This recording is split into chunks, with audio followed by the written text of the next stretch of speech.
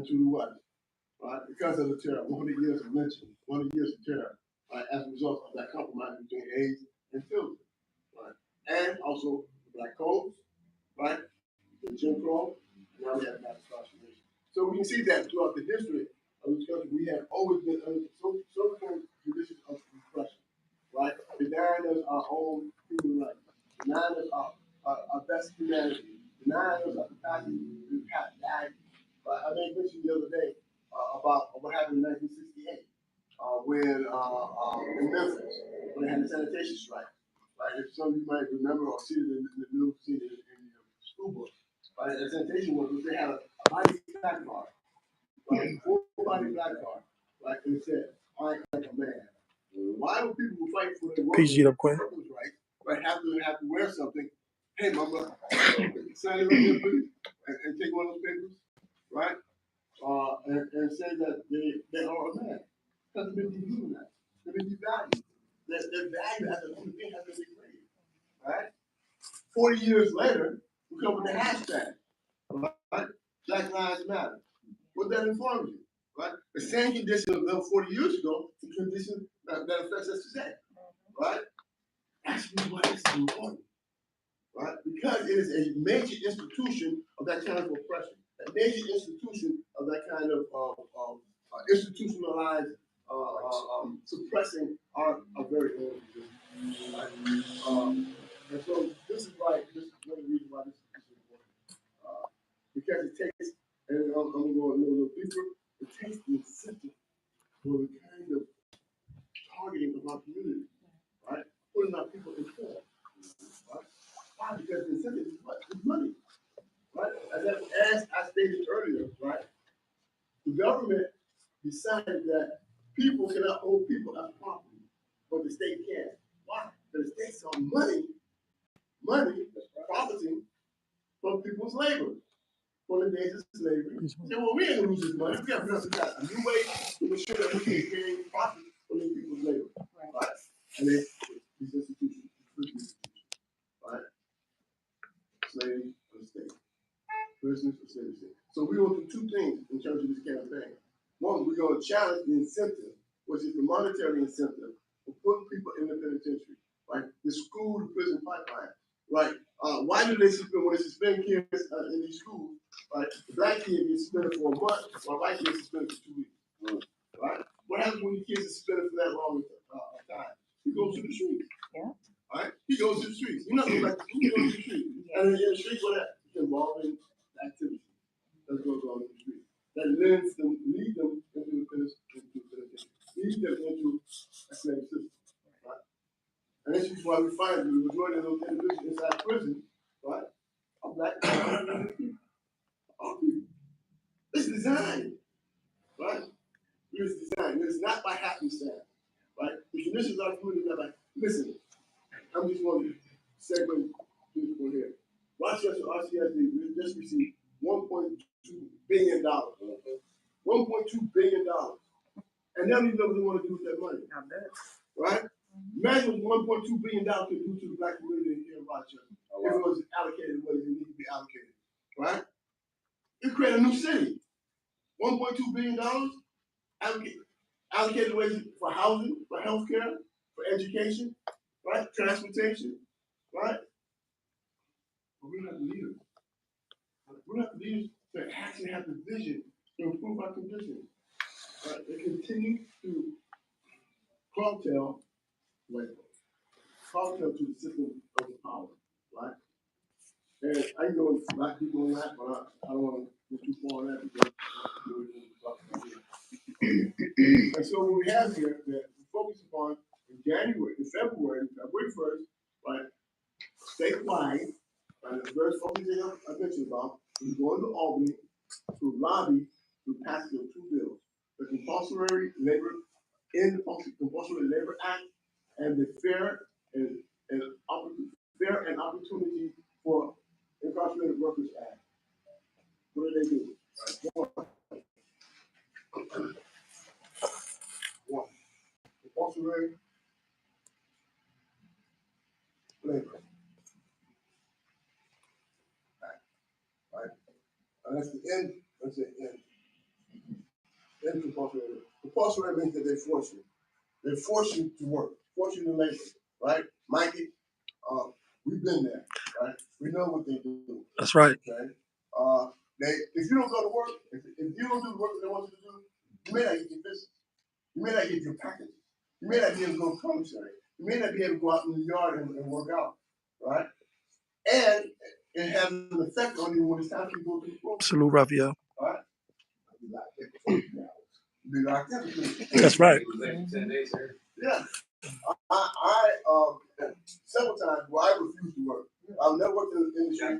I refused to work in the industry. I refused to work in the mess hall. Right? Those most highest paying jobs. Highest paying jobs. 50 cents at the most. Right? Maybe $1, maybe $1 at the most. Right? I refuse. So I'm not letting them profit over my labor. Right. So any job that I had was either working in the school building, like teaching, being a teaching assistant, or other program, or I work out in the yard, so I know I can get out and do my workout on, right? Or work in the library, where I get my head right and tell them what you gotta get the hell out of the penitentiary. You know what I'm saying? But the majority of the guys in there, young guys, non-thinking, they've been miseducated by the school system. And they had to really understand how the system operates, right? That's what happened. They go to work. And they reap exorbitant profits from their labor, right? All these deaths that you find in any state institution, anything, I don't care if we go to Core craft. Yeah. Core craft, right? Right? So they use these clothing, right? All the clothes that are made by prisoners. The prison clothes, greens and stuff like that, up in Clinton. Right? They make these clothes. They kind of Walmart. A lot of stuff.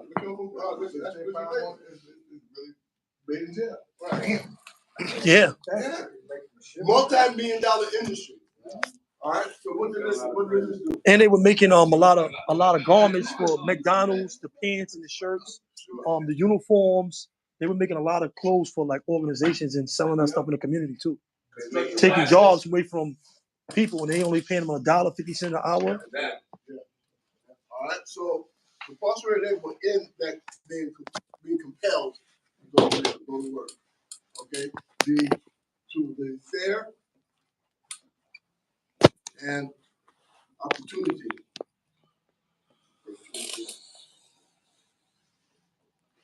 Oh, you know we in class with Big Bro. You know I had to pull up on Jalil.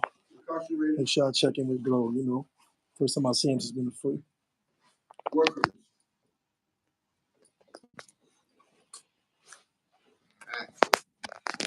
Right? This year is mean. Why? Because they're telling the state that you have to give these workers minimum wage, at least at minimum wage. Minimum wage. So you're taking the money out of the game. There you go. Right? You trying to make this round even Steven. Right. Between how they make their money and what they should be putting this money out of the game. Like we're supposed to be doing with this Rochester school district and so forth. That day, we need to get that. Right? Challenging how they make this money. So we're challenging the state on how they are reaping profits from this labor. What was also important about this word right here. Right there. Incarcerated workers. Okay. Why is that important? Because we're changing the thinking, the narrative, the language of who are in these institutions. Right? We're not calling them prisoners anymore. Why? Because prisoners is synonymous to what? Daryl Carr. Right? OG Sonny Blanco, salute. The law says, not what you said, the law says prisoners are slaves of the state. So when you say prisoners, you're just saying what? Slave. Property of the state. What you say? Okay, so now our argument is this here. We are identifying our people as incarcerated workers. Right? Many of them was workers before they went into the penitentiary. Now they're workers while they're in the penitentiary and not getting paid nothing. And they're going to be workers hopefully when they get out. But if we don't change the mentality, the thinking processes, right? The narrative, the language, then they will continue to function and think of themselves as that, as prisoners and as slaves, right? Either consciously or subconsciously. Slaves. So we have to change the language. Change the language to change the narrative. What? How you think is the determining factor of what you do. Is that correct? Mm-hmm. Right? If you think like Facts, Raphael. Facts, Raphael. Right? If you think like an entrepreneur, like Mikey, right? Mikey was making money with it. Let him know. Let him know, Jalil. Let him know, Jalil. Writing no books. Writing no books. Start a publishing company. He divorced himself from the system. He understood his value, right? But the majority of individuals inside, they didn't. I wrote 2 books while I was in prison. Yep. You know what I mean? Started several organizations while I was in prison. But now I'm still my value. I defied them, dehumanizing me, making me less than. Right? To categorize me as being a slave. Right? That's the argument, that's the fight. And we carry this fight like this, what we're talking about doing here, this will translate into our community. It will. It will trickle down into our community. Why? Because the brothers on the inside, the sisters on the inside, began to take on the persona as being incarcerated workers. Right? They began to tell them the persona, telling their children, telling their family members, right? I ain't gonna be no slave no more. I'm making this money. Right? If I don't be here, I'm gonna get paid. Right? If we're gonna be here, if we don't keep it here, I'm gonna get paid. I mean, send some of the funds back to my family, send some to my kids, right? These presents and holidays, events, and so on and so on. Right. And pocket some of that money so when they come out, they ain't on their ass when they come out the penitentiary. That's right, but they want you to be, they want you to still be a slave when you come out here. No. Yeah, I gotta go, but I'll talk to you soon. All right, my brother. Thank you. All right. Right, peace, bro. I'll be in the neighborhood. All right. I need your work, man. I need you, man. I got you. Okay. All right. Okay, so incarcerated workers. All right. Now the 2 legislators, there's Myrie, M-R-R-I-E, Senator. Myrie, and Assembly person, that'd be PC, right? Can't say man these days. When we get upset. Epstein. I'm sorry. Wow, Donald Carl, that's my experience. Epstein. Right. These are the champions. These are the champions of these 2 bills. Wow. Okay, they're pushing it out there. Do you know what part of the state they're downstate? They're downstate. Why don't I bring champions downstate, even with housing? Or people. That's what they are. Okay. And so these are our champions. These ones put in these 2 bills, right? Incarcerated labor and Fair and Opportunity Incarcerated Workers Act. Okay. And so our goal, what I'm trying to do, is ensure that we already know we locked in. Is passed into law. Hey, what y'all live? Right? We want to make sure Black Panther got to, pull up on the elders, get this information, do what we can do to help, assist, you know what I'm saying? It's about being around, being outside, and giving good information, having good information out there on the internet, and not all garbage, you know what I'm saying? We need some real content, some real stuff. So, got to pull up on the elders and make sure we get this information. Leaders, community activists, church leaders, faith-based communities, and tell them, hey, listen, it's time to end slavery in America. Now and forever. Right? In all of its forms. We have to come to a point where we have to raise consciousness of our people and to understand that slavery still exists in America. They don't understand it. They don't understand the law. Why? Because we never been taught that. Right? Carter G. Woodson wrote a book, The Miseducation of the Negro. Right? And our kids, and many of us, still have been miseducated in a belief system that naturally supports the system of white supremacy. Does not necessarily support us. And I go because our faith love and deny our aspirations as people in this country. And so we don't change this. This has the possibility of changing Appreciate you, the Delco. dynamic of what we're talking about criminal justice system in the United States. Right? So who's gonna be sending people to the penitentiary or want to send people to the penitentiary so they can make money, right? Where they cannot profit off of it. Right? So our argument then would be that if you don't want us to go to the penitentiary, then create the jobs in our community. You not create jobs in the community, make sure that we get the kind of training that we're supposed to have while we being held in these institutions. Right. another idea is this here. We know what's going inside the penitentiary, but we don't know what's coming out. We have no way of determining or allocating or defining what the end product, right? Any business is concerned about the end product, right? What are they putting out into the public? Not this business, right? Because they want you to come back. They want you to recidivism. They want you to come back.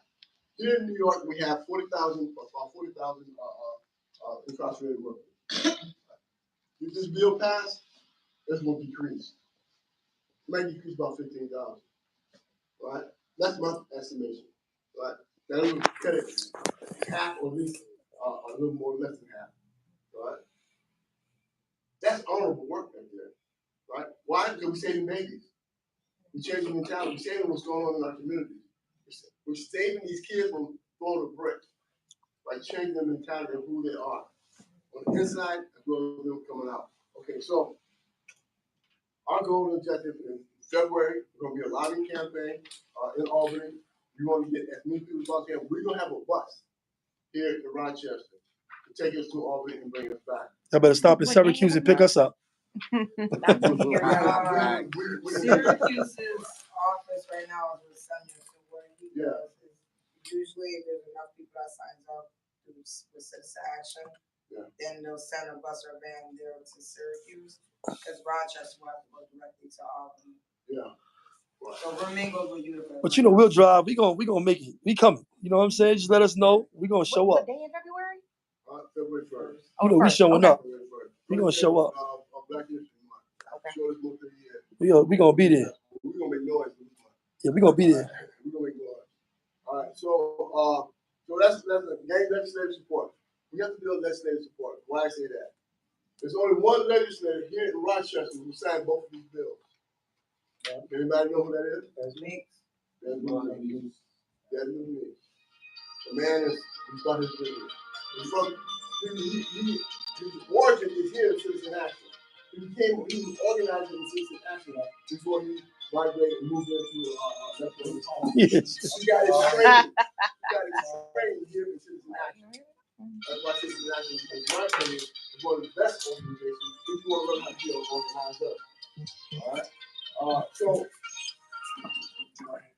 I'm sorry. these two bills, we got to make sure that our legislators here in Rochester sign these bills. Okay, and that means Jennifer Lunsford, right? She has not signed either one of them. Summer Brook, she has not signed either one of them. Jeremy Cooney. Love you too, bro. Cooney signed this bill. He did not sign this bill, right?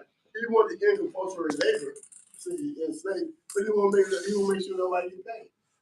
That's a problem. That's a contradiction. Yes. But can I ask why they haven't signed? Have they given any? Yeah. The primary reason is because they're still coattail. How do you say the word?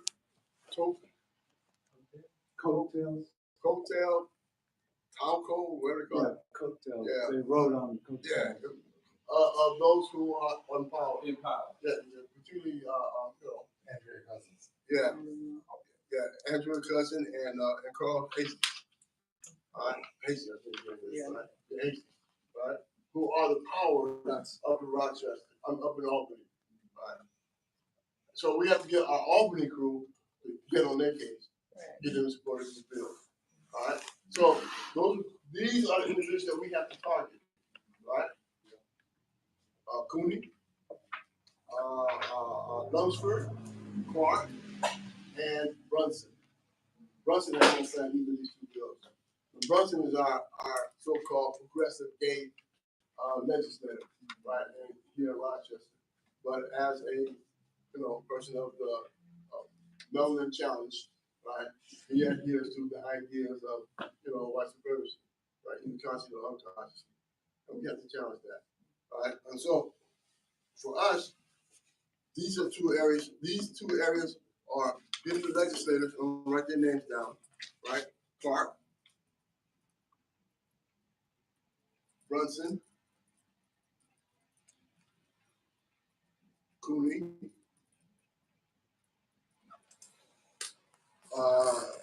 Brooke, B-R-O-U-K, Brooke, and Lunsford.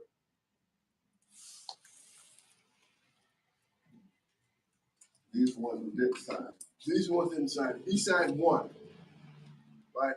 Neither of these should sign either. The other four has not signed either, right? So I don't know what your community is, who's your legislator in your community, right? But if you have either of these people representing your community, I'm gonna ask you to get your neighbor, get your mama, get your sister, and your brothers to contact that office and tell them that you want them to sign onto these bills, right?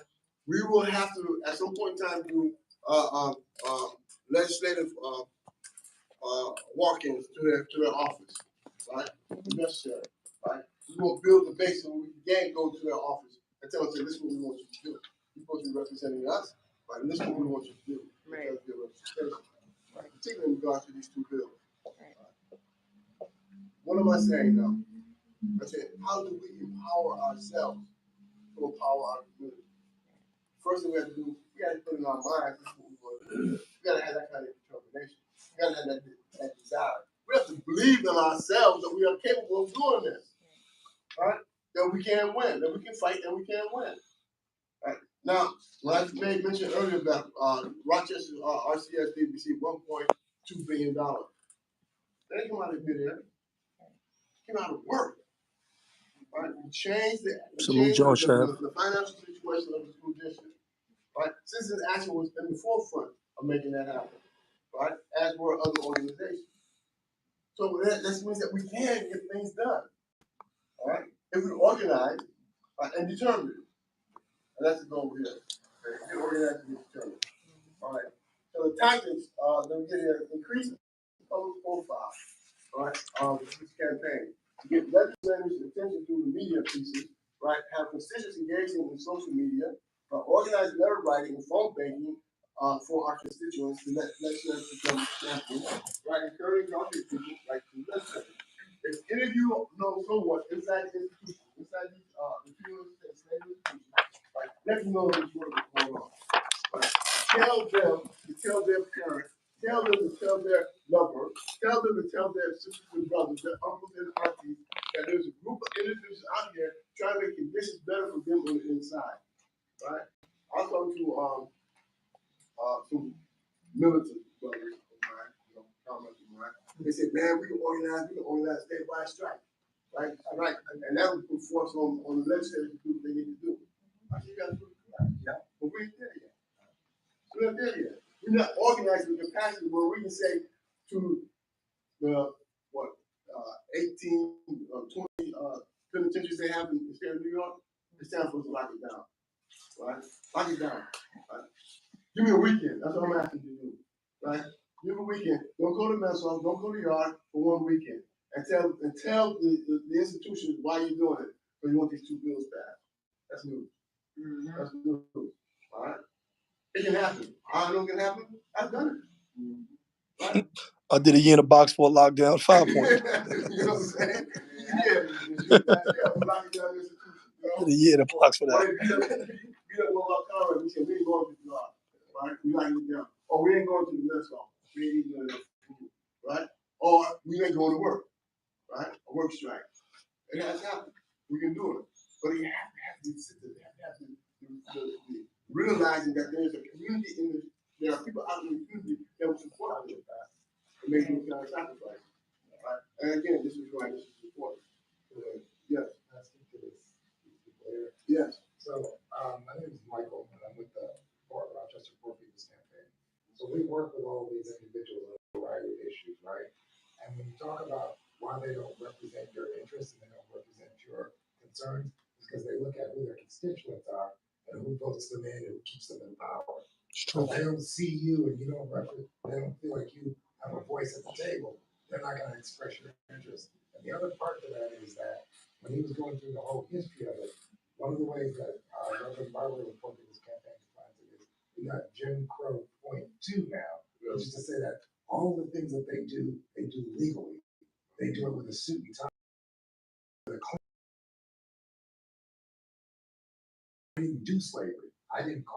that to happen way back then. But what they don't realize, when Cooney didn't vote for the compensation, he's perpetuating a system. He's perpetuating a history that's always gone on. But he doesn't have that consciousness and wherewithal.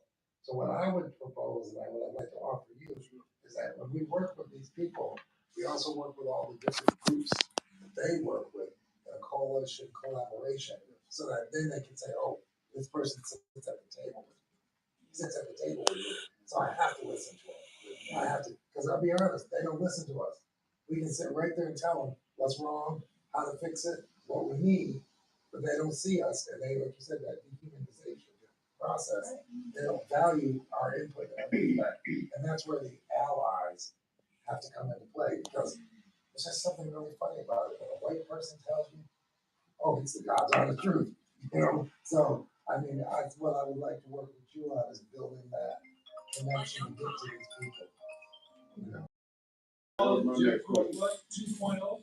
2.0. 2.0. Who's speaking?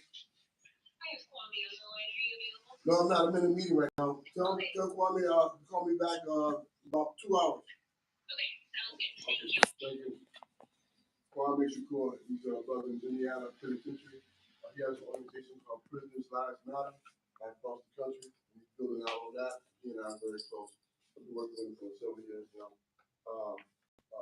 And they got him solitary confinement because of his activism inside the penitentiary prison in Terry Home, out there in Indiana, Terry Home. Good brother, if you ever get a chance, and we're Google, Prisoners Lives Matter, Prisoners Lives Matter, and you'll hook up with Kwame Shakur. They call him Little Bean. Before he became an activist, right, out in prison, he was a gang member, right? He was a JD, gangster disciple, right? And that's what led him into the penitentiary. In the penitentiary, he woke up. And as he woke up, he began organizing other prisoners, other slaves, like penal slaves, incarcerated workers, right? And now he is establishing a base on the statewide level. They got himself there to find it, he's supposed to be released. They don't want to release it into the population. Right? Yeah, because of his voice. Right? Young brother, dynamite, and he's advocating for all the things that we're talking about here.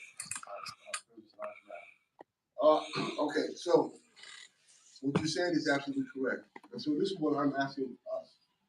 It's not a review like you have here, right?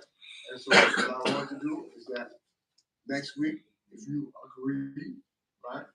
Next week, next Thursday, if you agree, send some more people with you, right? Advocate for us in this campaign, all right? Let's build this thing out. For those of you who are faith-based, believing in your faith, right? Take this to your preacher. Take this to your brethren. Take this to your pastor. Or take this to your priest. Take this to your rabbi. Take this to your imam, right? And tell them that they have an obligation, a moral obligation. It's a moral, I'm going to write that down. There's a moral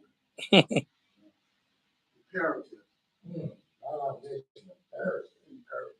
It's like abolishing slavery. Exactly right. To abolish slavery in all forms and manifestations. I don't know. We screwed all the way around.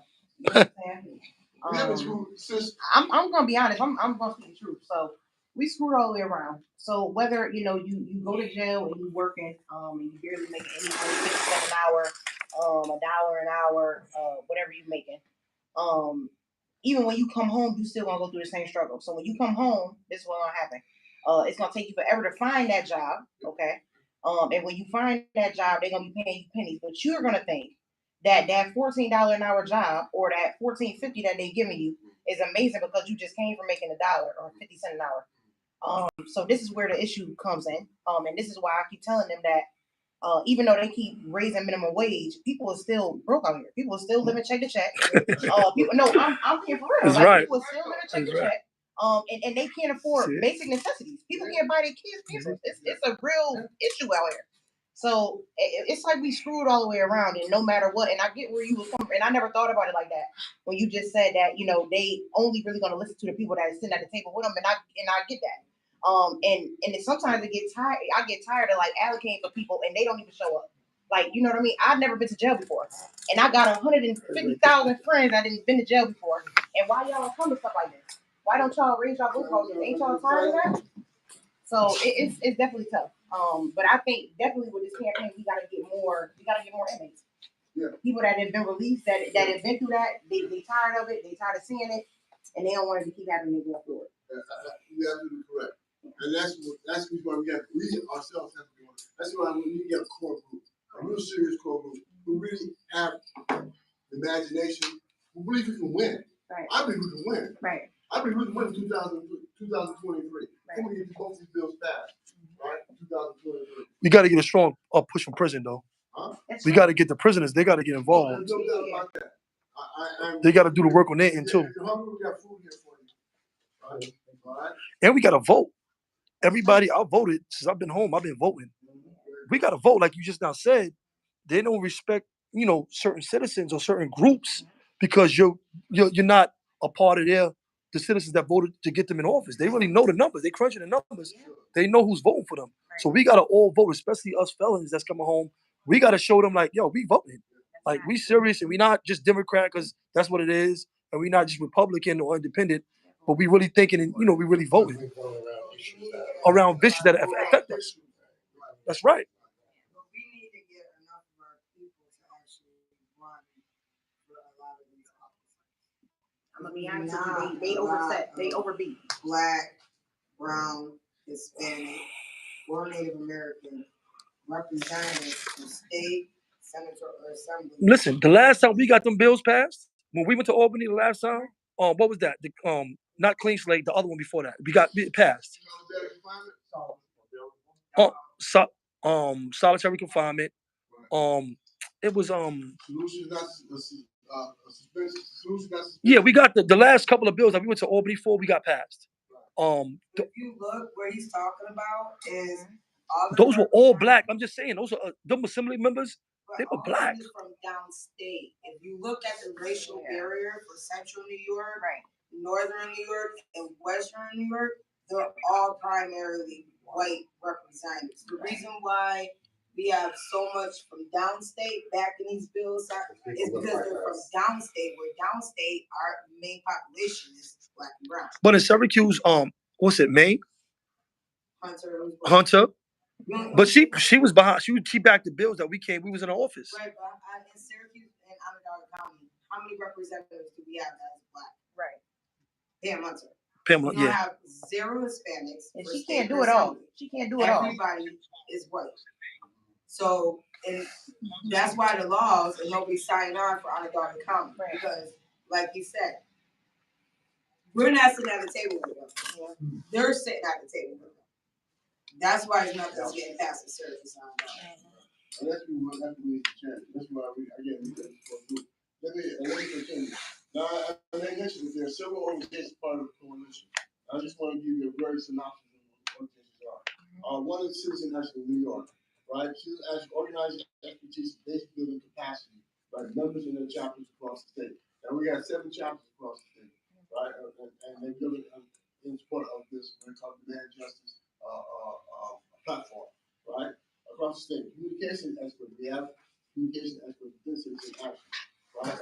Legislative advocacy expertise, right? Because we've been doing this work for a long time. We know how to go in and do the lobbying and deal with these executive officials. And relationships statewide with partner organizations and elected officials. We have relationships with various other organizations, right? Okay. New York Civil Liberties Union, right? They also have policy expertise, right? And lobbying power. They know how to lobby as well. Okay, research and legal expertise, communication experts, and some organizing and staff across the state. Okay, they're the ones who use the legal needs, legal information, legal language that we need in order to attack these issues. Okay, legal aid society, legal resources and research capacity. They have a list of clients and facilities across the state. Legal aid society, right? They provided us 8,000 names of people inside, right? We've already sent a survey to 8,000 incarcerated workers. 8,000 incarcerated. We sent them a survey about this work here, right? And we're correlating this information so we get a better idea of which institutions, what people are responding to the survey that we're talking about, and pushing it from there. We can do this under legal aid society because they can send this material through legal mail, right? They send materials through legal mail. You see what I'm saying? And then we have to worry about it being destroyed or lost, right? As often the case is when we go, where my mail at? You know? That's a quarter of all the guys in prison in New York State. 8,000. It's a quarter. That's right. It is. Okay. No piece of right. The direct impact of membership based in some places across the state, but in small organizations. They have members in the organization who are also incarcerated people, right? The color of change. You know, if everybody has heard color of change, right. They are pretty good. They nationwide. And they know how to advocate basically social media platforms in order to get the information out, right? But it's us, there's an action to put boots on the ground. It's us, there's an action to need to get our communities organized, right? And also engaged. That's why we're going to do this lobbying on February 1st. We're going to try to get as possibly can to go to Albany and do the lobbying. We're going to train people on what to say, how to say it, and who to reach out to, who will be our target, right? Our target naturally is these five right here, right? Again, we're going to put Meeks, Meeks, D Meeks, and we put a star by his name, right? Because he's a champion. Right? You said both of these skills. He walks the walk. Right. He walks, he talks the talk, and he walks the walk. All right. So I bet you got Summer too, right? Summer has that same thing in the books. Either of these bills. I'm in her district. Thank you very kindly. And if you I know her, I campaigned for her, so I'm on it. you're on it. I'm on it, but I need other people with me, but I can see. Okay, very good. That's what we're talking about. Yeah, Summer Brooks, and she's good, right? I really She's doing mental health. Yeah, she's good. She's good. I think she's not been enlightened, right? She's not been informed yet on this issue, right?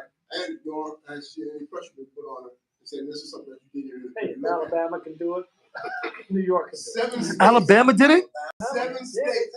7 states have removed penal slavery from their constitution. 7 states? What states are they? 7 states. I don't know about Alabama, I mean Vermont, Maine. Vermont, Maine. They always be the first one to like a lot of that stuff. They're progressive, right? And several more. I haven't written down. I didn't bring a picture with me, right? But California, there's a legislator in California. I got the link to a legislator in California who did time, right? She did time, got out, went to law school, right? Got passed by the bar, right? Got the bar, and then became an elected official. She put it in the legislation to end penal slavery in California. Now, yeah, that's right. That's good.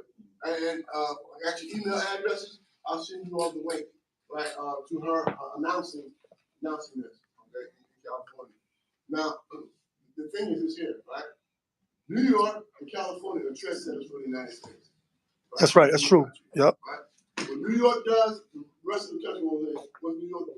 What California does, the rest of the country will know what California does. Yeah, we started 85% of violent crimes, and everybody followed that. Started that in New York in the 90s. Yeah, that's a fact. That's a fact. And so, what I'm saying to us, Everybody if followed. we They are followed. successful by the year 2023, next year, by a couple more weeks, and we move on this thing, do this lobbying, continue to push in our communities, by the end of 2023, we will effectively change the nature and the narrative of crime and punishment in this country. We'll change it, right?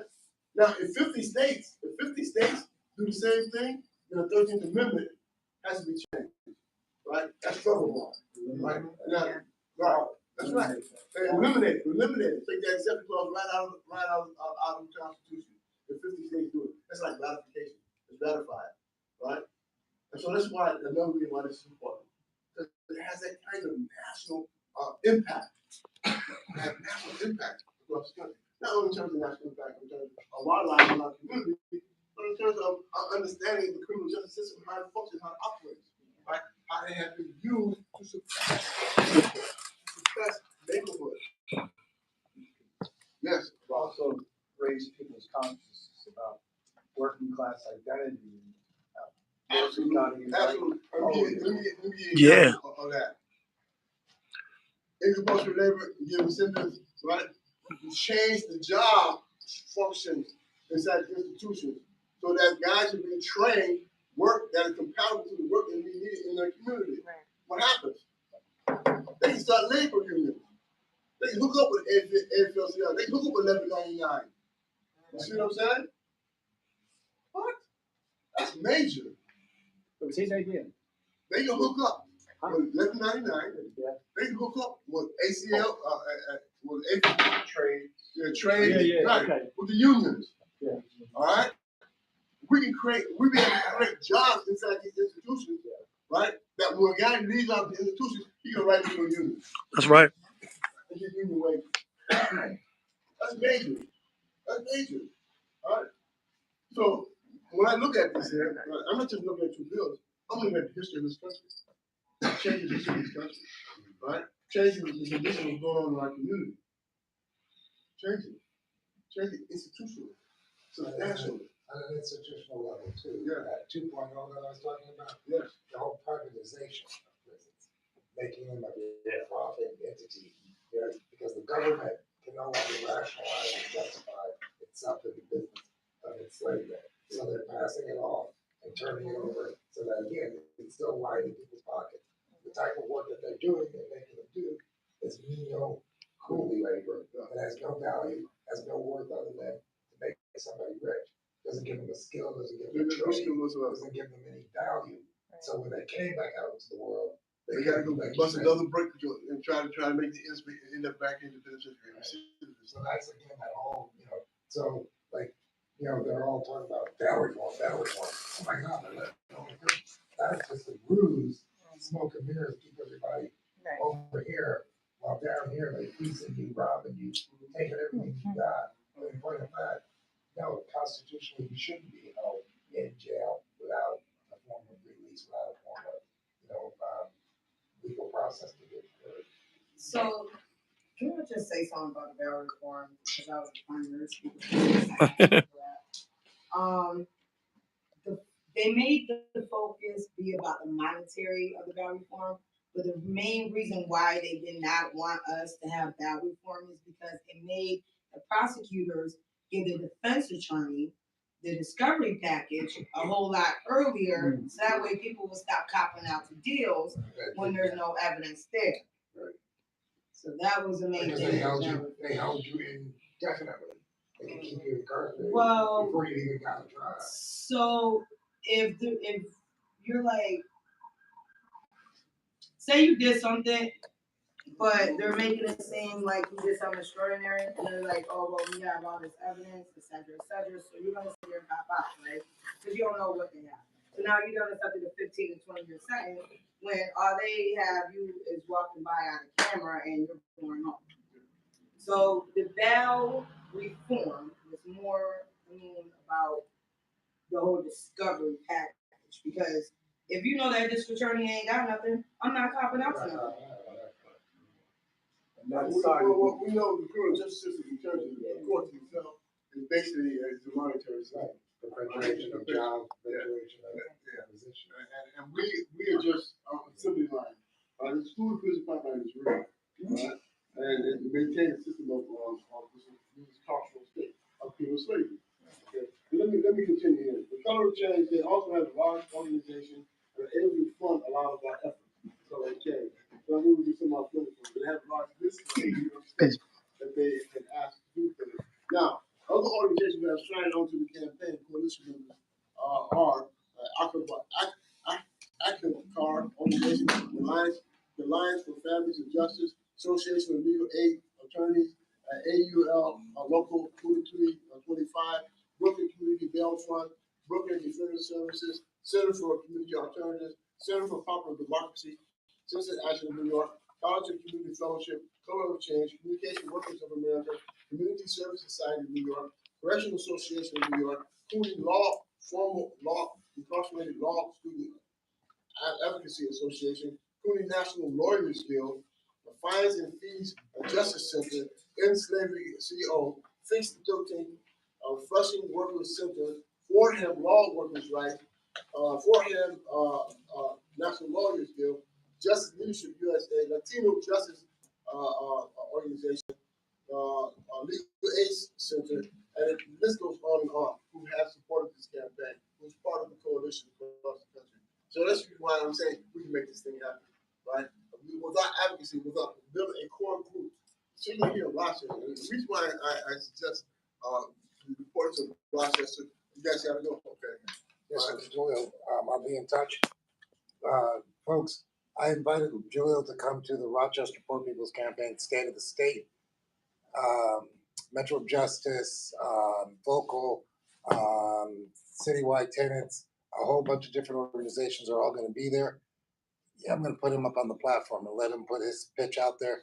And that's going to be one of our asks, to get people to sign up, join this fight and struggle, and we can recruit people to do the lobbying down in New York, Albany. Okay. So I'll get back in touch with you, but it's January 14th, Martin Luther King weekend. Peace, bro. And we're going to carry on the work that our brother Martin started back then. Absolutely. All right. And I'm going to make sure that he has a voice on that platform. And I would like to invite anybody else. Where on the? Where's that day? Where? It's at Emmanuel Baptist Church, 815 Park Avenue, but it'll be posted on the Rochester Poor People's Campaign Facebook page, and we'll have other information, but he'll be one of the key people, and I'll get all that information. I'm sorry to interrupt, Joe, but thank you very much. Peace, bro. Nice meeting you. All right. Bob, get that leg straight, man. All right, we got to play soccer. Yes. First, assalamu alaikum. And I wanted to say that it's good to see you out here. You know, It's a fact. it's really, really good to see you out here. You know, being incarcerated, for so long. Going to different joints and stuff like that, doing this work. Yeah. Well, I've been organized since ever since. I'm organized on the side. So, Absolutely. It kept me moving from one joint to another joint. So that is give you a broader understanding of all the organizations that are part of this coalition, this Trump 13 Forward coalition. And it's important for us to get Rochester on the map, right? And the reason why I say this and why it's important, because Rochester has a legacy, right? We have forgotten its legacy. Its legacy. Yeah. We got a legacy of resistance, right? From Susan B. Anthony to Frederick Douglass, right? Frederick Douglass is our contemporary history. Contemporary hero. Me, Moshe, and KK. And the issue of fighting against slavery. Right? Yeah, Jalil up there a couple of times. He told me about this up there last week. Told him I was coming through outside. Bring it up, right? Resurrecting that legacy, right? And resistance. We should be doing that. I know you lying. What happened? Something happened over here? No, what happened? Something must have. They didn't have police consistently. I ain't worried about it. Oh, bother me. She made a name for herself. No. Running down those cops in Syracuse. Everybody, all the police know her in Syracuse. Our goal and objective is this year. We want to map out and organize incarcerated loved ones in facilities across the state. We're doing that now, right? As again, Legal Aid Society allow us to use their listserv of the reach inside institutions across the state, right, and bring this information in. Bring Rochester area organization into this fight, right? For those of you who have communication contact with other organizations and groups in Rochester, please bring this to their attention and encourage them, right? Encourage them to get involved and get engaged, right? Another reason why it's important, we see what these kids are doing out here in the streets, killing each other, right? Over punk, stupid stuff, right? Nothing. Over nothing. Losing our babies, we lost generations of our kids, right? If they ain't going to the penitentiary, they're going to the graveyard, right? We got to change that narrative. We better change this whole thing. This can make it happen. Right? If this is household language in our community, that means we're thinking differently, right? About the entire idea of criminal justice and what it means.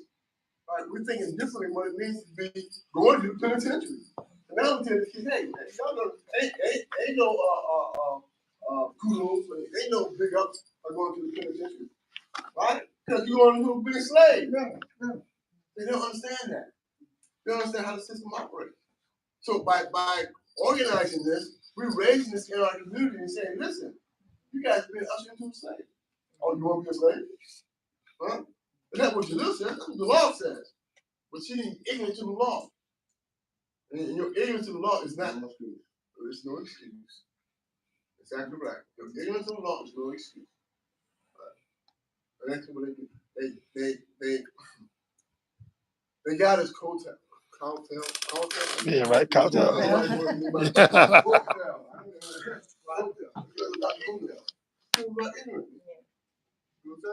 So we have to raise our level of understanding, raise our consciousness, and move from there. All right, so we help plan any local action against Rochester, right? Help create training to be used in statewide pushing forward, right, against slavery. At this point, as well as looking for bills, how to allocate for the join looking for a committee, right? We have several individuals who work in this capacity. Legislative policy, Lisa Zucker, right? Strategic communication, Jackie Holdsworth, Panties, and organizing base building is Jesse Koklas. Koklas is from 1340. She sits in action. Now she's in books. She used to be a professional, right? And she sits in action. That's people. One person that I speak to tell what's going on in the state on this campaign. So this is what we're doing. So we're gonna have a coalition meeting. We'll have a Zoom meeting, right? Statewide Zoom meeting coming up. And I'll let you all know what date that will be, so you have a good feel of how dynamic this campaign is and can be. All right. So now I want to turn to the strategic plan of mass incarceration document. Right? We'll go over it right quickly as we move on and make some determination as to what we can possibly do going forward. The mission statement. This campaign's primary objective is to end the compulsory labor deal of the state DOCCS. It's alleged that the compulsory labor deal of state penal slave system is paramount to modern-day slavery. According to 13th Amendment of the United States Constitution, Ruffin versus Commonwealth, and Jones versus North Carolina. The task is to raise consciousness among the general public and specifically involve the impacted community of incarcerated workers, their families and friends, encourage them to support the legislation bill. That's Bill A means Assembly. Assembly Bill 1643 and Senate Bill S.B. Senate 287. And to end compulsory labor and provide incarcerated workers minimum wage for their labor. New York State Constitution, Article 1, Bill of Rights, Section 17, labor is not a commodity. The hours and wages of public work, rights to organize and bargain collectively. It states specifically that you cannot force people to go to work, right? And they have to be properly or adequately compensated for the labor. That's in the New York State Constitution. So how come this Constitution is not applying to the incarcerated workers, to our prisoners? Right? It's not being applied to them, and it should be. And that's part of the demand here. We're saying that the Constitution needs to operate for everybody, no matter your status, right? Whether you've been convicted of a crime, no matter how heinous or menial or insignificant it may have been, right? Labor, it states universal citations, Constitution, Universal Constitution, Article 1, Section 17, it quotes, labor of human beings is not a commodity, nor an article of commerce, and shall never be considered or construed as such, right? No laborer, worker, or mechanic in the employ of a contractor or subcontractor engaged in force of any public work shall be permitted to work more than 8 hours in any day or more than 5 days in any week.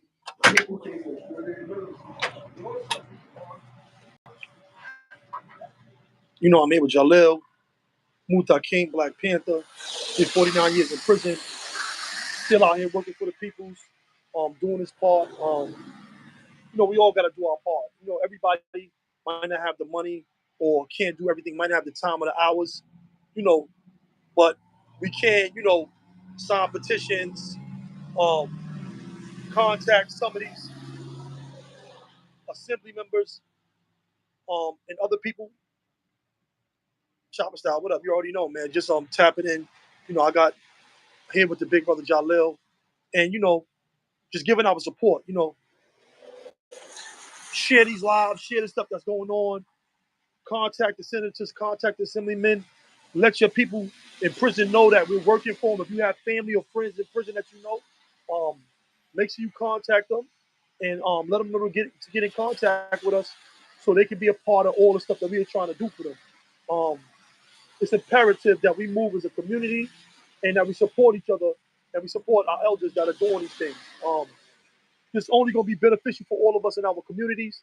And, this is the type of time we got to be on. We can't just, be sitting on the sideline for everything. You know what I mean? We gotta get in the game. You know what I mean?